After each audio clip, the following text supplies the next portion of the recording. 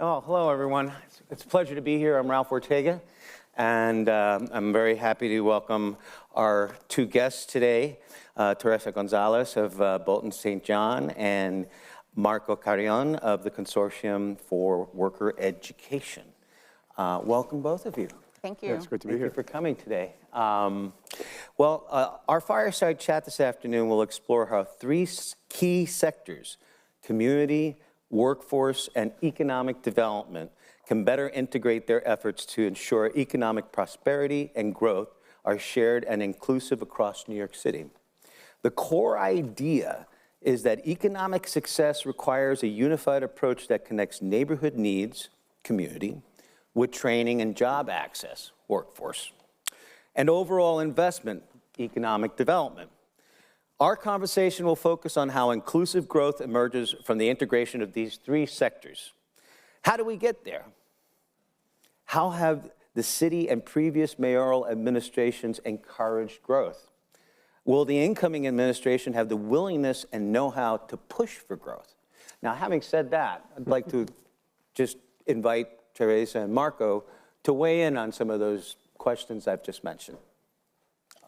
Oh, goodness.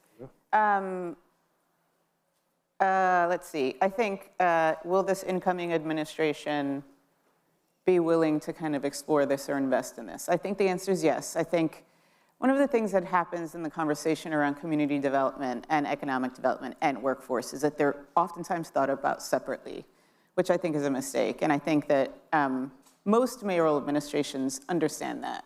So there's always a very intentional, for example, when I worked for, sorry, friends. When I worked for Mayor Bloomberg, he was really committed to kind of making sure that those were intersected by founding the Center for Economic Opportunity, for example, which for some of us was the first time we thought about all of those things together, right?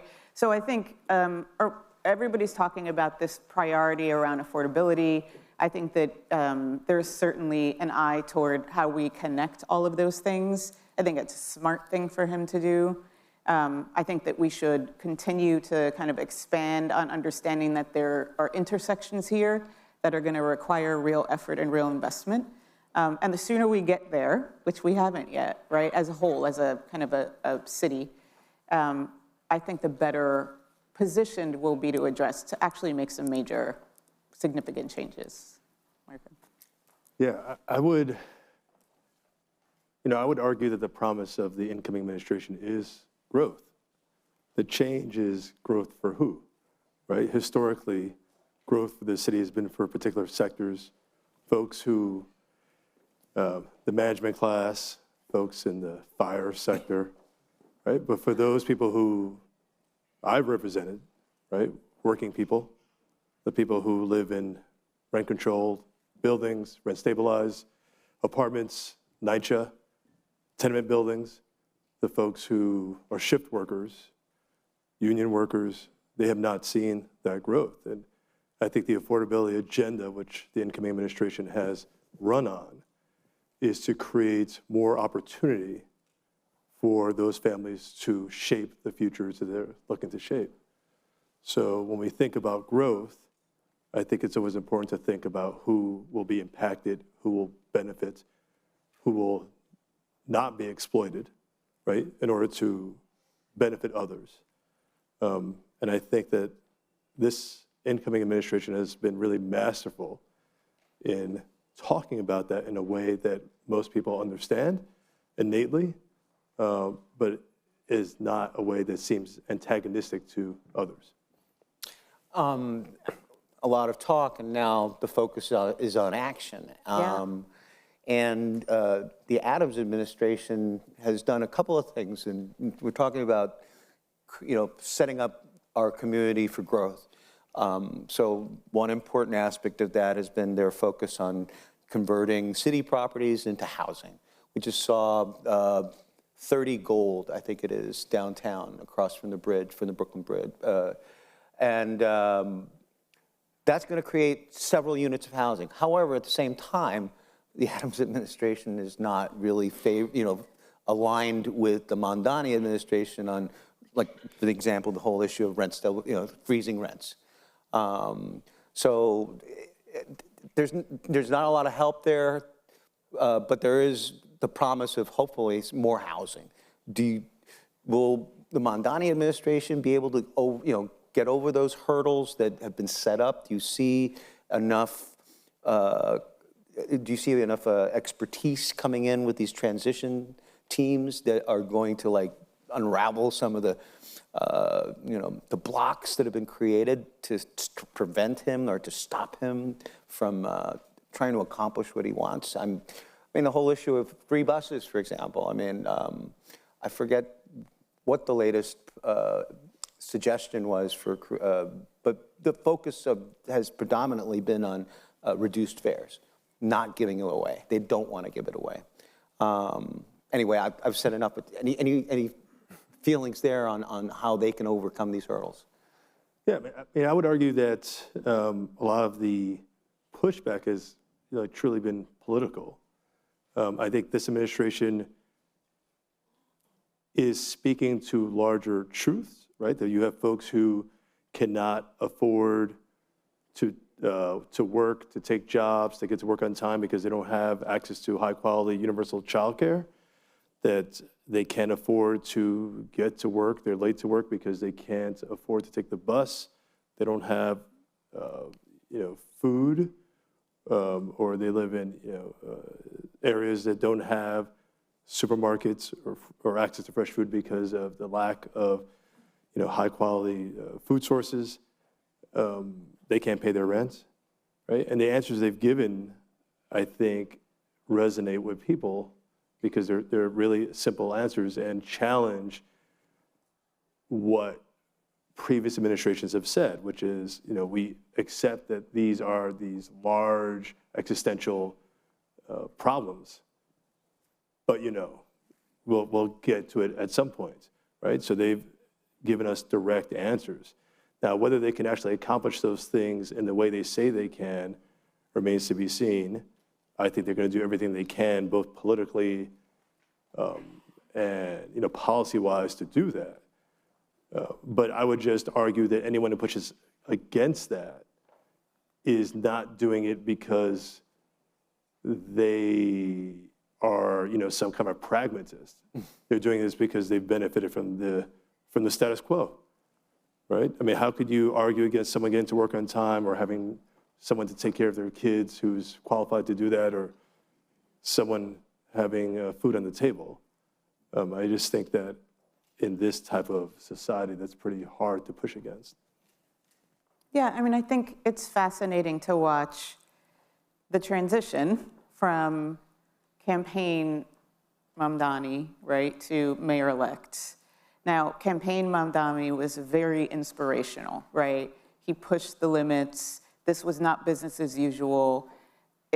Everybody was surprised, probably including him, right? And I think a lot of that was intended to signal that, we're not okay with the way things have always been. So in that way, I think some of the promises that you heard him talk about, it's less about the actual execution of those and more about, we're going to walk in and we're going to shake things up, get ready, right? And come with us on this journey. And you're seeing that happen. Moving from a candidate to mayor-elect does mean letting go of some of your idealism, right? So he's got to be much more pragmatic.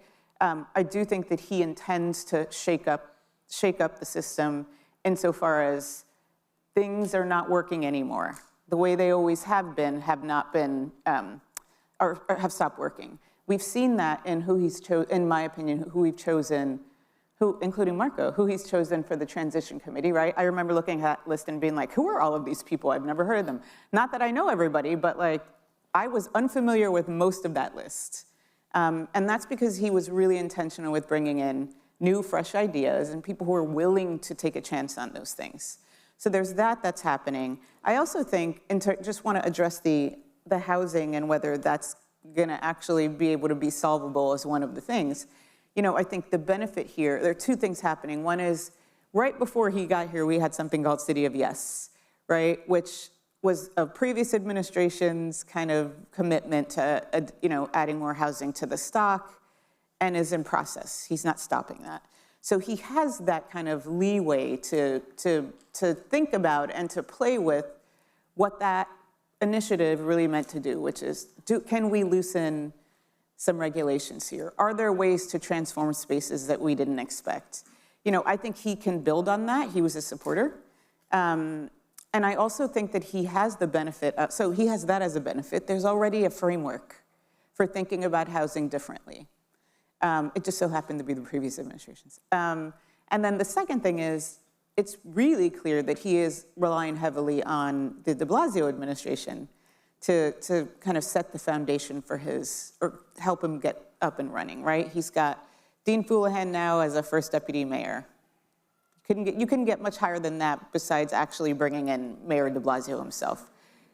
So I think those things position him to directly address those things. And then there are the idealistic kind of parts of him, like, you know, not beholden to real estate. And so how do we actually work with real estate here to do things like build more housing stock and bring more housing stock? How do we partner in spaces like culture, arts and culture, to build more stability, you know, around people and jobs and quality of life?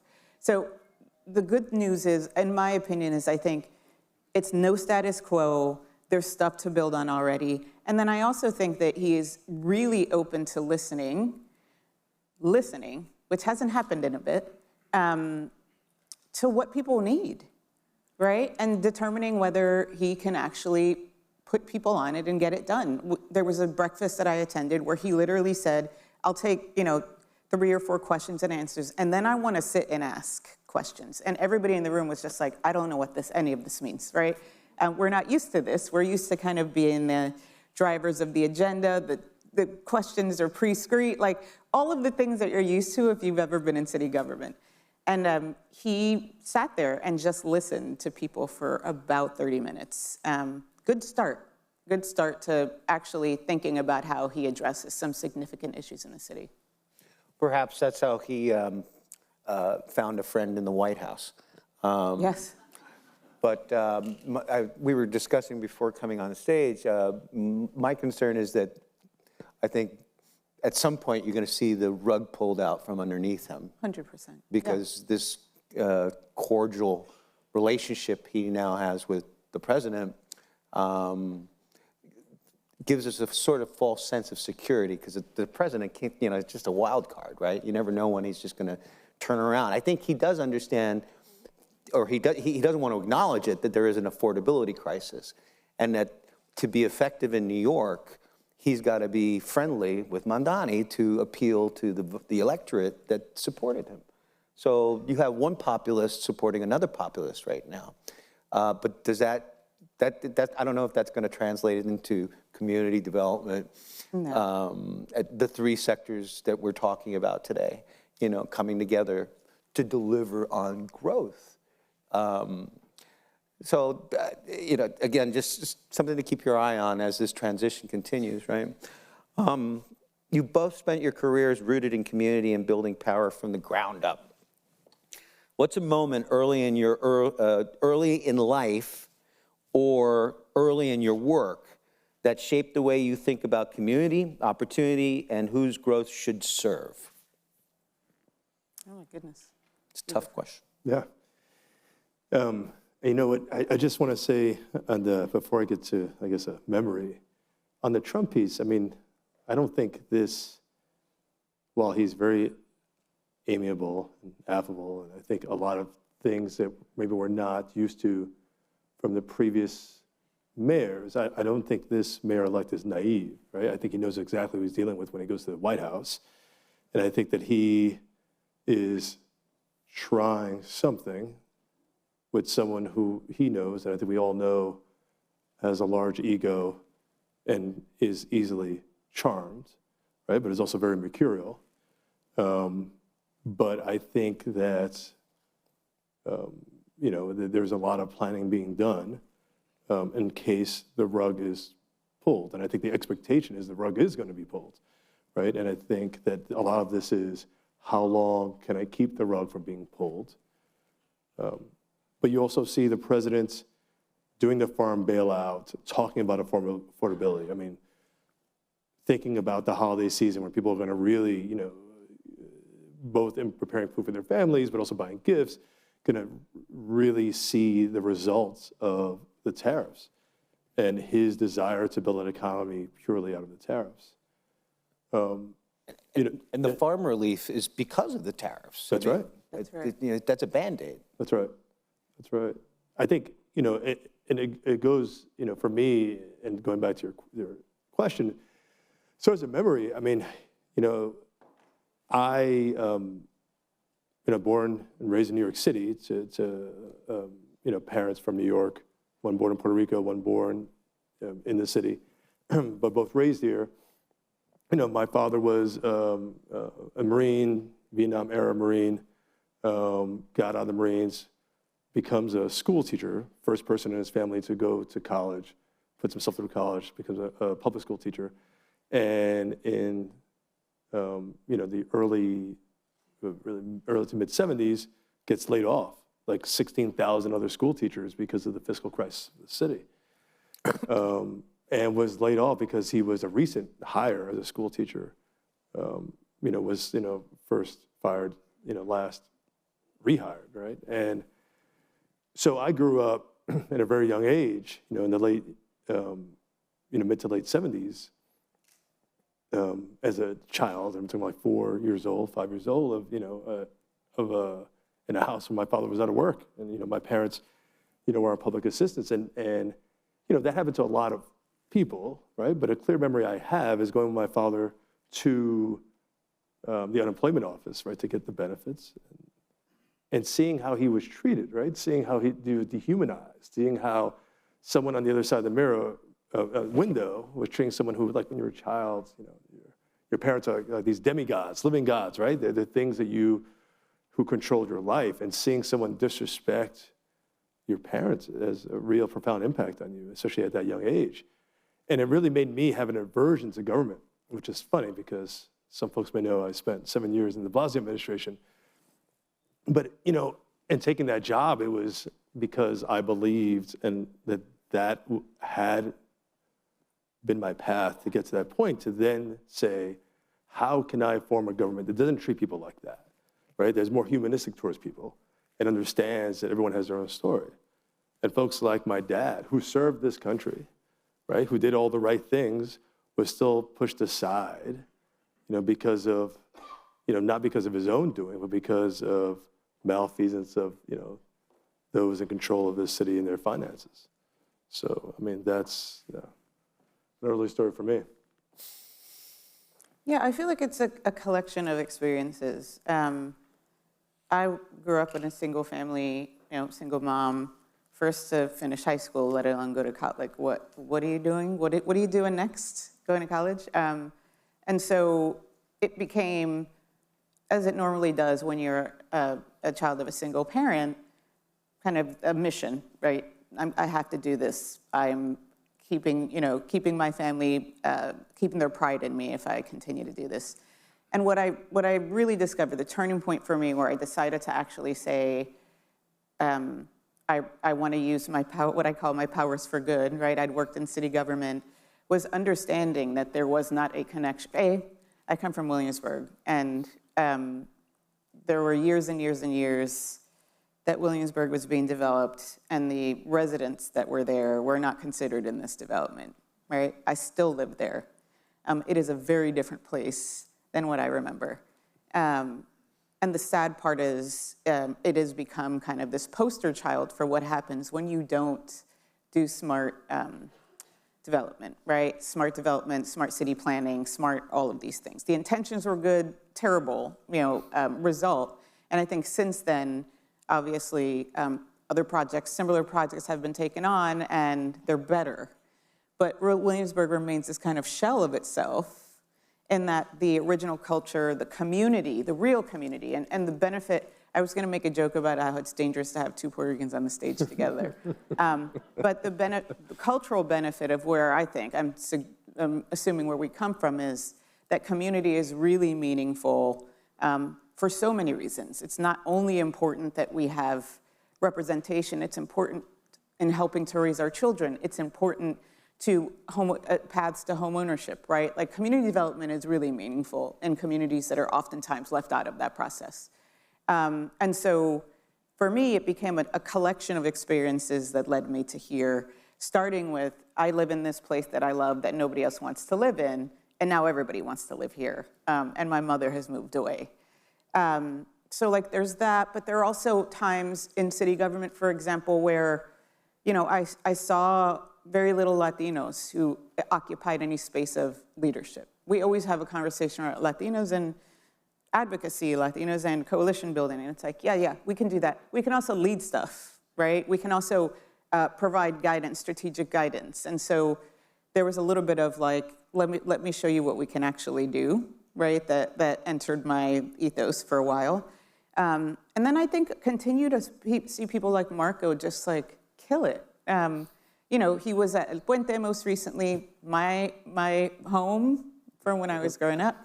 Before that, he was at CAU, where I was chief of staff for many years. Just following Teresa around. Yeah, literally. But watching kind of the progression of, for a minute it was just me, and then it was me and Marco, and then it was me, Marco, and this person, and then it has continued to be an inspiration to like, keep going. What's the worst that can happen, right? You know, and I'll just add, you know, Teresa brought something interesting about development, and we talk about community, workforce, and economic development in Williamsburg, is that, you know, there were so many things done in Williamsburg and now in Bushwick that were meant to revitalize the community. I would argue that the community was never involved in those conversations.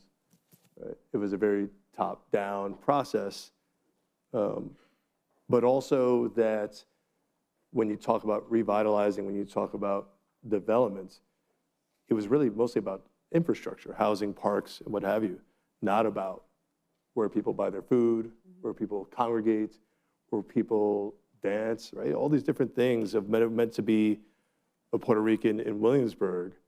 You are now someone who may have good housing, right?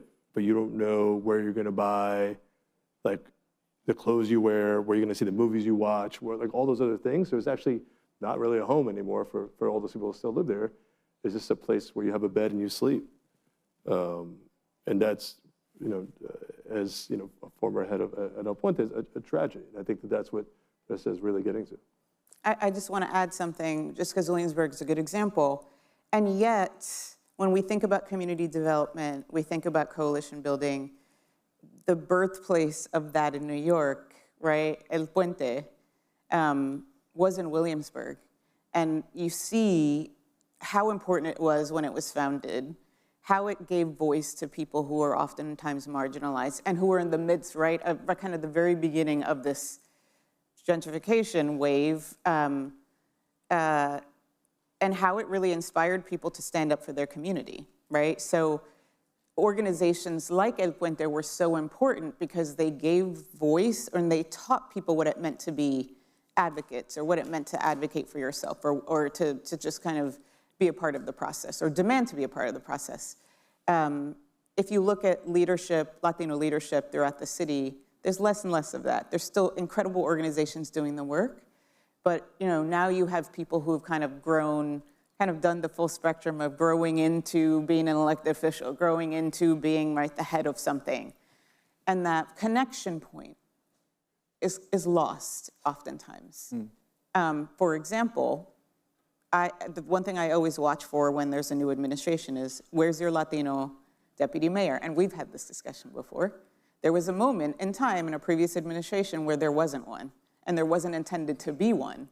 And it was a very, very curious thing for us, because we had 40 years of having representation at a leadership level. Didn't happen last time until it was demanded.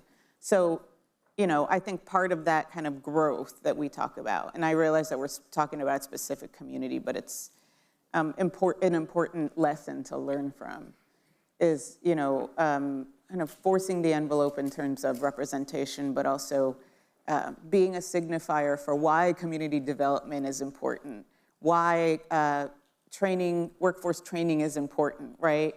Why, and what happens when those things are not embedded in community development. I think Williamsburg is a really good example. There are other communities that are. I think the South Bronx is probably next on the chopping, or it feels like it's next on the chopping block. And they just happen to have stronger leaders and a lot of wonderful history.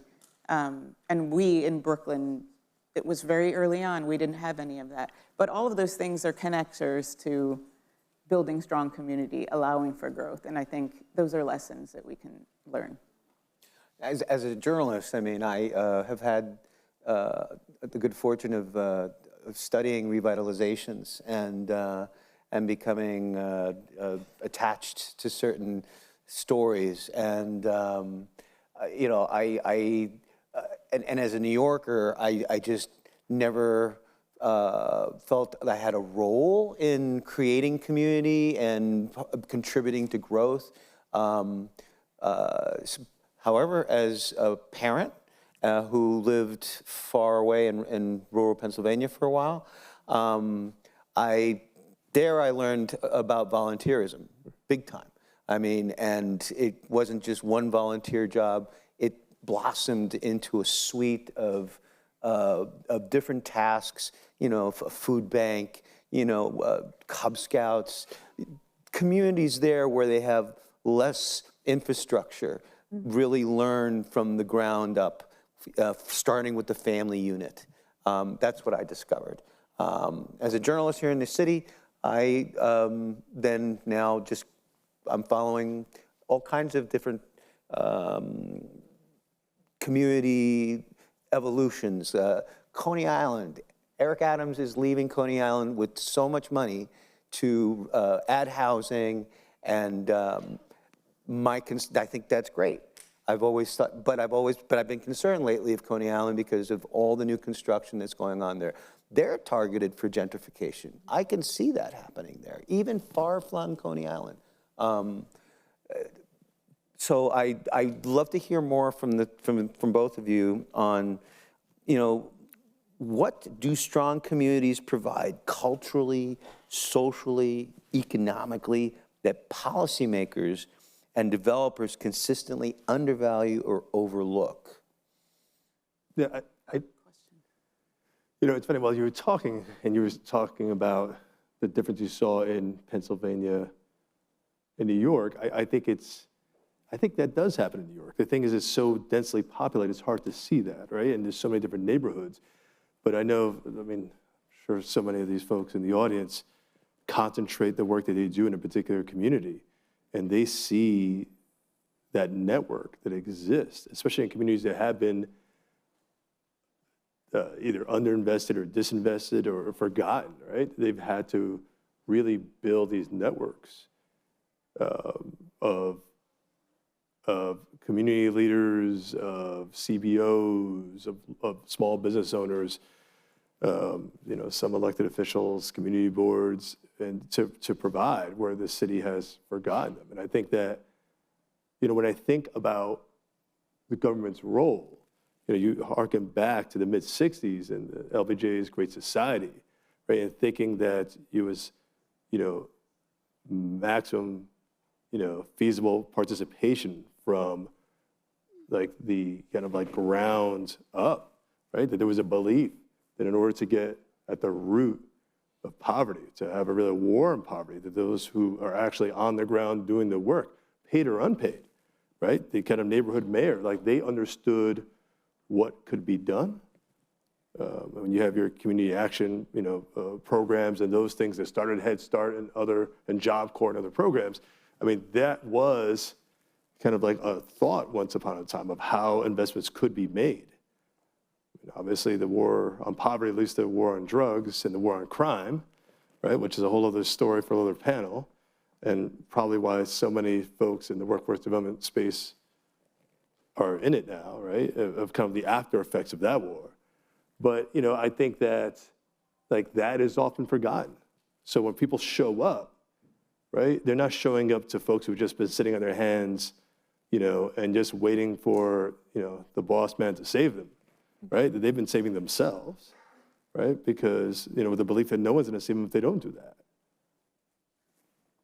Yeah, I mean, I want to answer your question, but by switching to kind of more practical solutions, right? So public-private partnerships, for example, important. Part of the work that I do oftentimes, and some of you are probably beneficiaries of this, but involve, having clients who have the means, right? Oftentimes corporate clients, and figuring out ways to pilot programs that allow for support and resources to flow to communities that are actually doing the work, right? So rather than thinking about, let's say Corporation A, I know that I'm working with Corporation A on building their community relationships. One of the things I start to think about is, that's cute, you want to build relationships. What are you investing? And here are 3 things you can invest in right now. And here are the 3 organizations that can help you get there and can help you build that, right? So thinking about public-private partnerships as an integral part to community development, because that's where the resources are. We can't expect government to do it all, right? It'd be fabulous if that happened, but there's so much to do. And we have corporate partners in this city who, quite frankly, are existing in communities that they need to be investing in.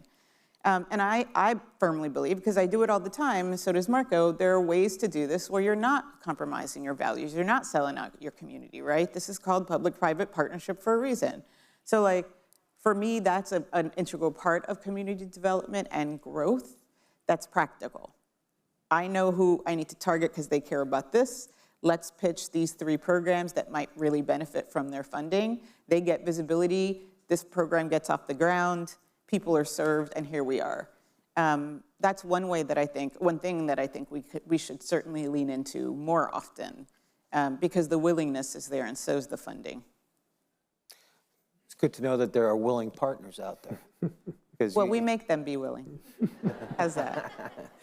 Gosh, I wish we had more time. I want to just go right to our final question, talking point.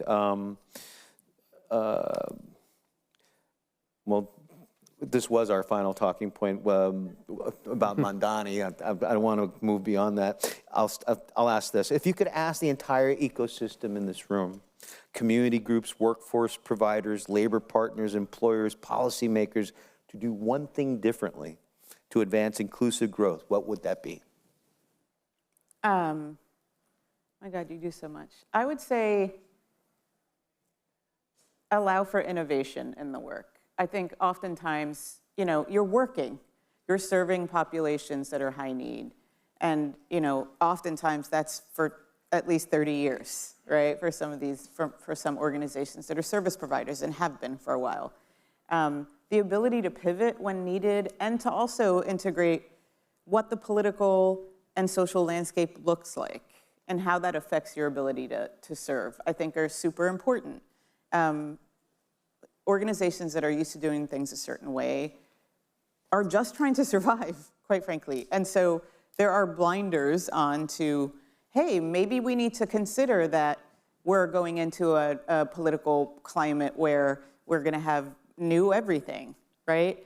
How do we capitalize on that? How do we become a part of that conversation? Are we a part of that conversation? But I think the ability to allow for innovation and allow space for things like political strategy, right? Things that in general, service providers are not expected to be thinking about because they're working. I am generalizing because there are people in this room who could run circles around me, but I will say that the challenges that I've seen with working with service providers in particular is that there's not a willingness to change or to be open to change. And so my ask would be, let's get creative about how we're capitalizing on this next administration and how everything right now, from federal on down, affects your ability to be an effective service provider. Marco? Yeah, I love that. I think be flexible, innovative, curious. I mean, what I would say is different from that, and I totally agree with that, is to hold folks accountable, right? I mean, and I tell my staff to do that all the time. As we prepare people for the workforce, we're definitely holding those folks accountable in the classes and programs that we fund and run. that's the easy part. But are we holding the employers accountable? Are we holding elected officials accountable? Are we holding our funders accountable to be equal partners?